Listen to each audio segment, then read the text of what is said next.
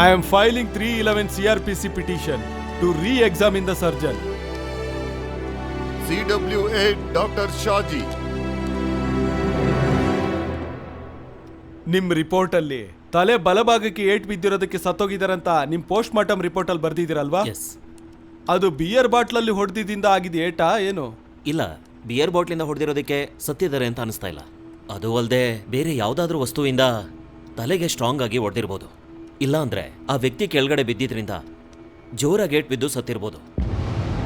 Your honour, DYSP ನೇರವಾಗಿ ಒಳಗ್ ಬಂದಿದ್ರಿಂದ ಈ ಕೇಸ್ನ ತಿರ್ಚೋದಕ್ಕೆ ಅವ್ರ ಮಗಳನ್ನ ಇದರಿಂದ ಕಾಪಾಡೋದಕ್ಕೋಸ್ಕರ ಜಾರ್ಜ್ ಬಲಿಪಶು ಮಾಡೋದಕ್ಕೆ ಹೊರಟಿದ್ದಾರೆ.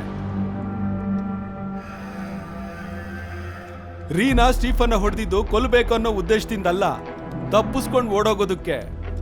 ಸ್ಟೀಫನ್ ತರದವರು ಸೋಷಿಯಲ್ ಮೀಡಿಯಾದ ಮೂಲಕ ಹುಡುಗಿರ್ ಜೊತೆ ಮಾತಾಡಿ ಅವ್ರ ಜೀವನದ ಜೊತೆ ಚೆಲ್ಲಾಟ ಆಡೋದೇ ಇವತ್ತಿನ ಕಲ್ಚರ್ ಆಗೋಗ್ಬಿಟ್ಟಿದೆ. ಜಾರ್ಜ್ ರೆಸಾರ್ಟಿಗೆ ಪ್ರವೇಶ ಮಾಡಿದಾಗ ಸ್ಟೀಫನ್ನ ಹೊಡಿಬೇಕು ಇಲ್ಲ ಕೊಲ್ಬೇಕು ಅನ್ನೋ ಯಾವ ಉದ್ದೇಶನೂ ಅವ್ರಿಗಿರ್ಲಿಲ್ಲ. ನಿರಪರಾಧಿ ಆಗಿರೋ ಜಾರ್ಜ್ ಅಲ್ಲಿಗೆ ಹೋಗೋಕ್ ಮುಂಚೆನೆ ಸ್ಟೀಫನ್ ಅವರು ಸತ್ತೋಗಿರ್ಬೇಕು.